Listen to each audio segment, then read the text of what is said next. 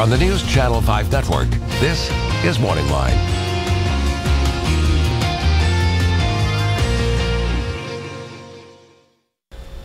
Good morning, everyone. Thanks for joining us on MorningLine. Nick Beres here on a Wednesday.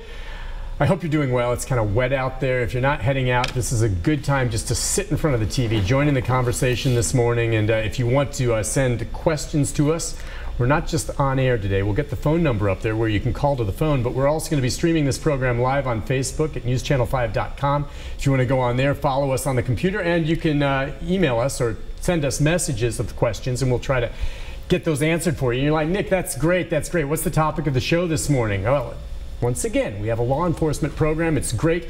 He's a semi-regular guest. We'd like to have him come on as regular as often, kind of as we do with Davidson County Sheriff Darren Hall. Well, this morning, Murfreesboro Police Chief Karl Durr is with us. Good morning to you, sir. Good morning, Nick. How you doing? Good to see you. You brought your faithful sidekick. Yeah, absolutely. Public Information Officer Sergeant Kyle Evans. Nice to have you on as well. Good morning. Thanks for having us. Thanks, guys, for coming. And listen, a lot going on. I appreciate you coming on right now. And, you know, we'll open up the phone lines and, like I say, take calls and maybe some messages on Facebook. But just wanted to touch bases. It's timely right now.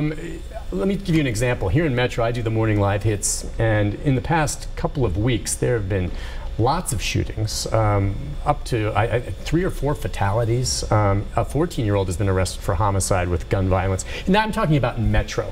In Murfreesboro, since the beginning of the year, 3 murders, you know, since the beginning of the year, to put it into context. But in the last couple of weeks, there have been some shootings. And I know that you have met with the mayor and other community leaders. It's happened at apartment complexes.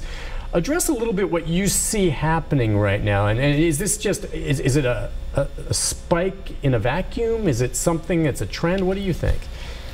It's difficult to put exactly what's going on. I mean, but what we do know is that it's associated with drugs, most of the shootings. I can't say everything is associated to drugs, but you know, people are going, hey, is Murfreesboro safe? Yeah. And the answer is yes. Yes, it is. If you're not involved in the transaction of drugs, you're pretty darn safe, because if you take the area that we're looking at out of it, it's a safe city. Yes. And we have car burglaries and things like that, but it's a very safe, non-violent crime.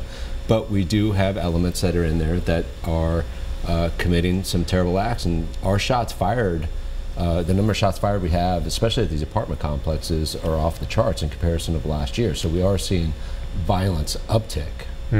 Now, there was an incident last night, and my understanding is that law enforcement was on the scene within a couple of minutes, that fast. At that point, and I know you're still working it, there was an individual, the 3rd murder last night, but that quickly, you've already taken steps, I think, with the mayor. You sent a letter out to the apartment complexes. What can you do to address these areas where it's happening?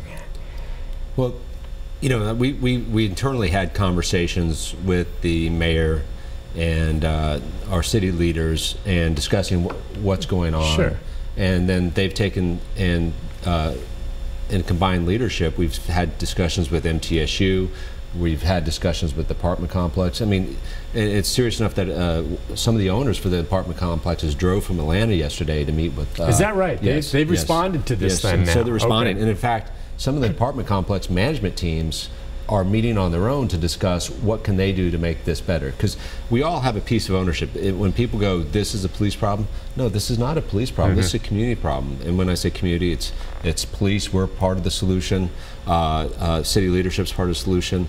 The MTSU is part of the solution, and so the landlords, and and the people themselves are part of the solution. You can't let something happen as a neighbor and not say something. Right. If you see something, say something. It's the same thing with terrorism, and that's where the slogan comes out from, is from Department of Homeland Security, is if you see something, say something. And that goes for crime, because staying silent is a passive allowance of letting something to transpire next door to you.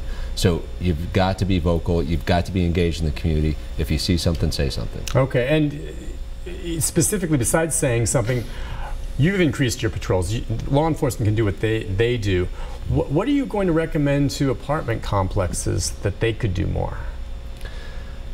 We're in the early parts of those discussions. In fact, when I get back to Murfreesboro, we have a group coming in, and we're taking a look at a collaborative effort. Okay. And it's something that's come out of I don't know what part of the country, but it's been done in other areas, and it's being done in 50 states. So we're meeting on these things to identify what are some solvable things, and we're going to work forward together. But first thing is, we've got to come forward together as a group to solve this as a group, solve it as a community, and I'm pretty confident that we'll get there. Okay, and Sergeant Evans, I know you deal with the media and how this goes on. There's also a reality, and then there's the perception. What is the reality, and putting situations into context? I know you've told me one murder is too much. Yep. But in terms of the viewer understanding, obviously the media responds when there are acts of violence wherever they happen. Sure. But talk a bit about that. Well, I think that responsible reporting by the media is crucial to making sure that we accomplish our mission, which is to keep the public safe, which is what your mission is too. And so when an event like this happens, we need the media's help to get the word out about suspect description, ways to stay safe, and we want to reassure the public that about what we're doing to investigate. As you know, we've made arrests in both of the previous 2 homicides. That's the media right. played a role in helping us get information out that was crucial to investigators. So the media has a role, but they also have a duty to be responsible in what they report, and I think Channel 5 has been very responsible to the extent that we don't want to put information out that will jeopardize a criminal investigation. We want to make sure that we catch the bad guy first. We want to make sure that the public's safe, number 2. And we want to take that fair and balanced approach as we release information, and I think that we do a pretty good job of getting that information out quickly and timely to our news partners. Do you attribute some of this just to, in general, and you've been here now, how long, Chief? Just over a year. Just over a year now, and just in the last, decade easily, last 5 years especially, Murfreesboro has just grown. It's exponentially grown. It's become a much bigger city. And do you attribute some of this just comes with the territory? I've noticed the same thing here in Nashville. As Nashville has grown, there's a lot of great things that come with that. But you also, Mount Juliet, where I'm in, Wilson County has grown so fast, it also brings more crime. Is that just a reality? When you get bigger, more people? I guess, yeah, we would expect to have more crime, but the disturbing part is the shots fired. Okay. That's the different piece, and that's something that is more alarming to me than just saying, hey, we're going to have increased car burglaries, we're going to have more of this shoplifting and things like that. That you kind of expect, but the shots fired, because you're shooting a bullet up in the air and it's going to come back down and hit somebody. We've seen that over in the stories and reported in the news. Yeah, so. And you worry about the guns. I think, what was it, just last week, a gun store was hit in Laverne, you know, and I think more than 30 guns were stolen. Okay, and of course you're worried those are going to end up on the streets. I mean, is this part of this, the bad guys getting a hold of weapons? I guess that's... Yeah. And I don't know what you do about that. You talk about gun control and all that, which is a whole separate issue, but that's not going to stop someone from stealing guns, right?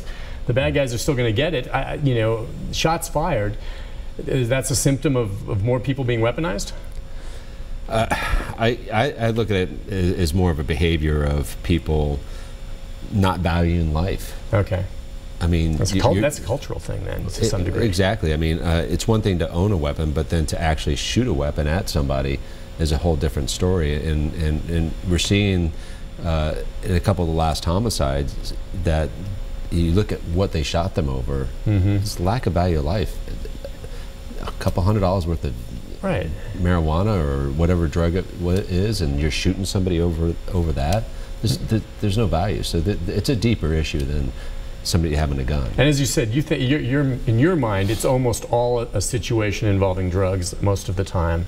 Is this drug dealing, whatever the case is? I would never say all. Okay, obviously not all. But it's a constant theme that runs through it. Okay. And to this point, too, it doesn't appear as though any, say, stray bullets, innocent bystanders. It seems as though some of these shootings and the homicides have been, you know, some of these folks that are participating in some of these illegal activities are shooting each other. Is that basically how it plays out? I mean, of course, in these apartment complexes, there's students that live there and other folks, and so it's a concern for everyone. But is that pretty much what we've seen? Well, for the most part, we have seen some innocent people that were bystanders be struck over the last several years. So it does happen, and it's incredibly unfortunate when that happens. We do want to do everything we can to catch the people that are responsible, but a bullet has no eyes. When it leaves the business end of the gun, it's going to go until it hits something. Just last week, there was a case where a young man left an apartment complex upset upset because someone had splashed him in the pool. As he's driving out, he fired shots up in the air. Unbelievable. Officers arrested him. They quickly took him into custody, and he's facing very serious charges. But again, as Chief said, the lack of value for human life. I think when most people were growing up of our generation, they could settle differences with the conversation. Sometimes it resulted in going to a fist fight in gym. I had a gym teacher that had us put on boxing gloves, and we took out our aggression in the boxing ring. That doesn't happen anymore, and people don't know how to take out their differences and their issues with other people. And unfortunately, sometimes when they get their hands on a gun, it's a very quick, emotional, rash decision, but they decide to fire a gun in the air to intimidate. And then, like Chief said, a bullet goes up, it's got to come down. And sometimes when they choose to shoot into a crowd of people, people are going to get shot. All right, listen, on that note, we'll take a break. When we come back, we have some email questions and comments on Facebook. We're streaming live right now on newschannel5.com if you want to go to Facebook and look us up there. Got some calls coming in, too. We'll get into that. Talk about more that's happening with the Murfreesboro Police Department and law enforcement in that very fast-growing city, part of this whole Middle Tennessee area that's booming. We'll take a break and be back with more with Police Chief Karl Durr right after this.